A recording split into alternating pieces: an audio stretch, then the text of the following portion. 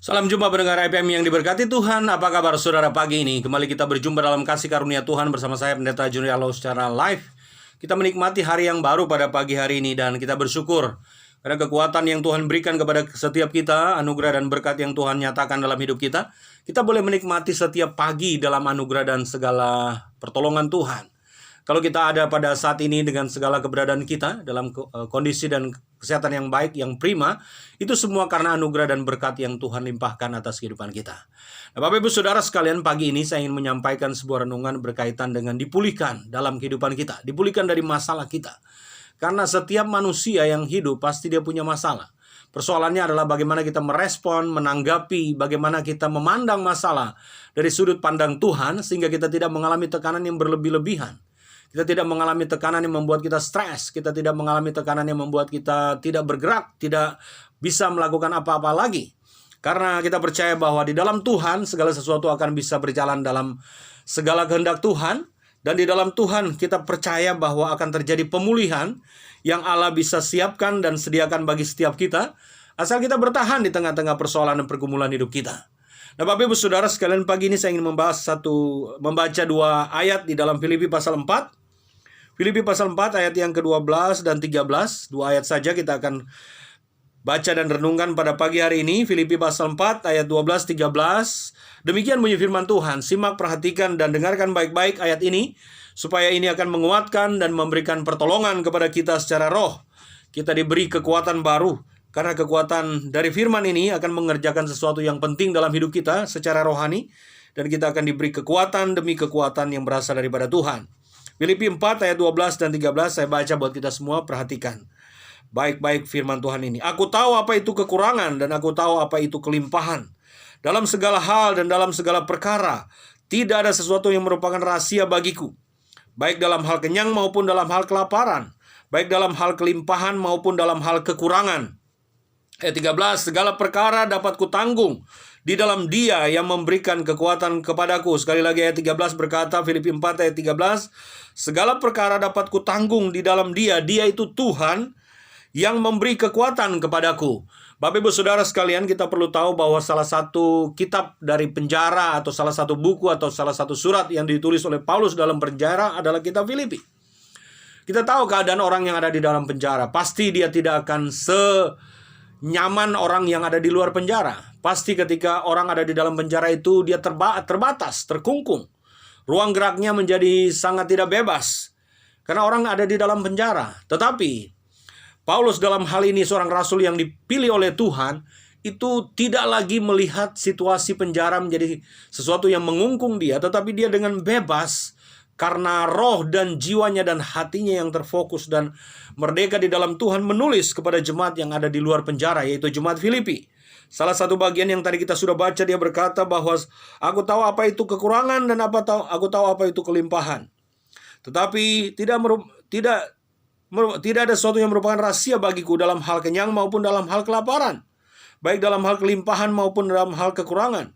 Segala perkara dapat kutanggung di dalam Dia yang memberikan kekuatan kepadaku. Saudara yang dikasihi Tuhan, ini sebuah pernyataan yang sangat luar biasa, bahwa Paulus tidak dibelenggu oleh masalah demi masalah yang dia alami.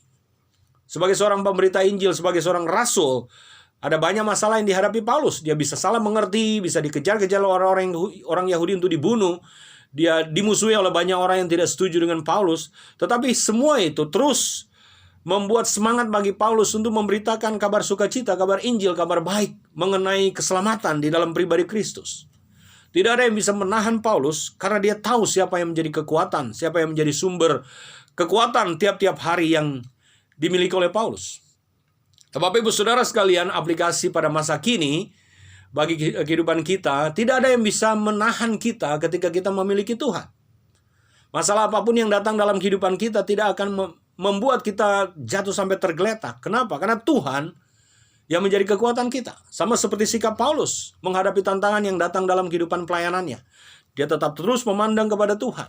Dia tetap terus fokus kepada Tuhan. Dan itu yang harus kita ambil juga sebagai sebuah sikap. Kita harus terus memandang kepada Tuhan. Kita tidak membesarkan masalah kita. Sebab jika orang membesarkan masalahnya, maka dia nggak akan lihat Tuhan dalam hidupnya. Pandanglah Tuhan. Pemazmur mengatakan, Aku melayangkan pandanganku ke gunung-gunung, dari manakah datang pertolongan? Pertolongan kita adalah datang dari Tuhan. Mazmur 121 ayat 1. Pertolongan kita datang dari Tuhan. Jadi tidak ada masalah yang tidak bisa diselesaikan dalam setiap kehidupan kita. Kita pasti bisa menyelesaikan masalah, tetapi ada sikap-sikap yang harus kita ambil sebagai sebuah respon terhadap masalah kita. Yang pertama adalah ampuni diri kita sendiri. Kebanyakan orang tidak bisa mengampuni dirinya sendiri sehingga masalah terus mengekang dia. Dia tidak bisa kemudian melihat bahwa ada cara Tuhan yang luar biasa dalam hidup kita yang membuat kita bisa bebas. Yang penting yang pertama kita perlu mengampuni diri kita sendiri. Bukankah juga firman Tuhan berkata, ampunilah kesalahan orang lain seperti kamu juga mengampuni diri sendiri. Tuhan tidak akan bisa mengampuni kita kalau kita tidak bisa mengampuni diri kita sendiri dan kita tidak bisa mengampuni orang lain. Mintalah pengampunan, pemulihan dalam diri kita sendiri supaya kita bisa diampuni. Yang kedua, hadapi masalah kita dengan jujur. Kita cari akar permasalahannya, lalu kita lihat akarnya di mana, lalu kita selesaikan. Lalu yang kedua adalah terimalah, atau yang ketiga adalah terimalah tanggung jawab kita dalam persoalan itu. Kita perlu menerima segala persoalan kita, supaya kita tidak mengalami tekanan. Jangan mencari kambing hitam kepada orang lain. Yang keempat, ampuni orang-orang yang tersangkut dalam masalah yang kita hadapi. Siapapun diampuni. Dan yang terakhir adalah mintalah Roh Kudus menolong kita supaya kita bisa terbebas dari segala hal yang bisa menekan kita.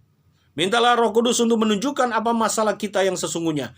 Dan bertanyalah kepada Tuhan apa yang harus kita lakukan. Kita perlu berdoa.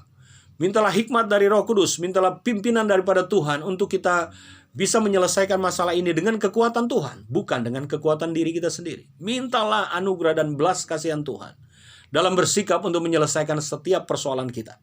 Tidak ada masalah yang terlalu besar bagi Tuhan dan bagi orang percaya. Kalau kita memiliki iman dan pengharapan kepada Tuhan, kita bisa memiliki sebuah analisa yang baik apa akar masalahnya. Kita bisa mengampuni diri kita sendiri, kita bisa mengampuni orang lain, dan kita bisa berdoa kepada Roh Kudus, meminta pertolongan Roh Kudus. Maka saya sangat yakin dan sangat percaya bahwa Tuhan akan menunjukkan jalan. Tuhan akan bisa memulihkan kita. Tidak ada yang tidak bisa dipulihkan di dunia ini. Yang pertama, kita perlu, dan yang utama adalah kita perlu bersandar kepada Tuhan. Karena kekuatan kita hanya satu-satunya, yaitu Tuhan. Sama seperti virus corona yang kita hadapi hari-hari ini. Belum ada penawarnya, belum ada obatnya, belum ada vaksinnya. Tetapi kita percaya bahwa ketika kita berlindung kepada Tuhan dan dengan berhikmat menjaga diri kita sendiri dan kesehatan kita, menjaga kondisi fisik kita, maka kita akan terbebas. Kita akan terproteksi oleh Tuhan. Karena kita melakukan bagian kita, Tuhan melakukan bagiannya. Dan bersama-sama kita bekerja sama untuk sesuatu yang baik, sesuatu yang positif, sesuatu yang bisa kita lakukan untuk mempermuliakan Tuhan. Sekarang ini dan bahkan sampai selama-lamanya. Jadi jangan pernah khawatir, jangan takut. Tuhan beserta kita. Bukankah Dia Immanuel? Allah yang beserta kita. Bersama dengan Tuhan. Kita punya kekuatan menghadapi segala persoalan pergumulan kita. Dan kita pasti dan bisa dipulihkan karena karya dan pertolongan dari Roh Kudus Tuhan yang kita kenal di dalam pribadi Kristus Yesus Tuhan. Baik Bapak Ibu Saudara sekalian, sekarang arahkan tubuh jiwa dan rohmu kepada Tuhan. Terimalah doa berkat pagi ini. Kiranya berkat dari Allah Bapa, kasih karunia dari Tuhan Yesus Kristus, persekutuan pimpinan dan kuasa Roh Kudus menyertai dan memberkati saudara dimanapun saudara berada mulai pagi ini dan bahkan sampai selama-lamanya. Haleluya. Amin. Saya Pendeta John Rialo menyampaikan salam. Tuhan memberkati. Selamat pagi. Shalom.